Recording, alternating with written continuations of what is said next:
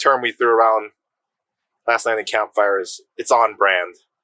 You know, I think it's part of their larger vision of, exploring the breadth of kind of comfort, discomfort, schedule, spontaneity, risk. And I think it's just completely on brand. And it really is different from our day to day or my day to day. And that's what I appreciate about the last week and a half. Yeah, thank you for asking that. I think it's something you get an opportunity for once to think about, right? All the time we had both alone and the quiet moments, which you get, the disconnected time we have, which is very precious. And you think about that. And I think, I don't have a perfect answer, but by far the biggest theme of this trip is to live in the moment and to focus on the present and to be in a place like Bhutan where it's just ingrained in their culture and their religion and the people. It really hammers home the point, right? And we had questions, right? We had a lot of questions for the Buddhist, or I guess we shouldn't reveal everything, but we had a lot of questions and a lot of them were answered, right? In terms of, well, how do we cope with the past? Focus on the present. How do we think about the future?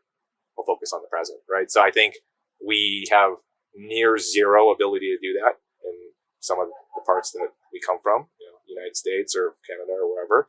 And it's just pretty important, and we really focus on that in this trip. So that's what I'm going to take home. It's I think we all felt it, right? As participants, there's almost like a guilt on the participants' end because we know how much care and thoughtfulness and love and kind of their heart and soul is put into this trip for our benefit, right? And you felt it like every minute. So you wake up, they're already up. You go to bed, they're already talking about the next day. They're making adjustments. Even when you ride the bikes, as we talked about, right? They're extremely capable motorcycle riders and hikers and whatever, right? And yet they put that in front, behind them to kind of be with us. They did an amazing job. I think I shared with the group, right? Like kind of the place that will not be mentioned for the future members, where I thought I had a really good connected spiritual moment. And I don't think I'll ever forget that. I think it's just something that the dogs even feel the energy that was in that room. Thank you. And so I think again we had the ability to be present, had time alone to think about life a little bit, and I think that's one of the most beautiful moments I've had on this trip. The reason why I wanted to do AdventureX was actually it came from the encouragement of my wife.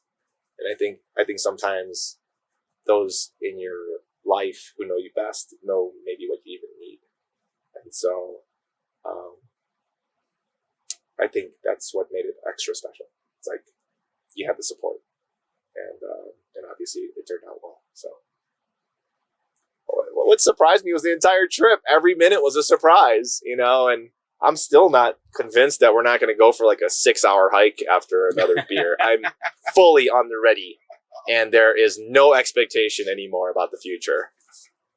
So if you are considering coming on a trip with Matt and Chris, and you think that you are in a place in life where you're feeling comfortable and you kind of know what's going to go on the next week or two or even month, and you're getting a little too comfortable with that comfort, I think it's a good time to explore AdventureX.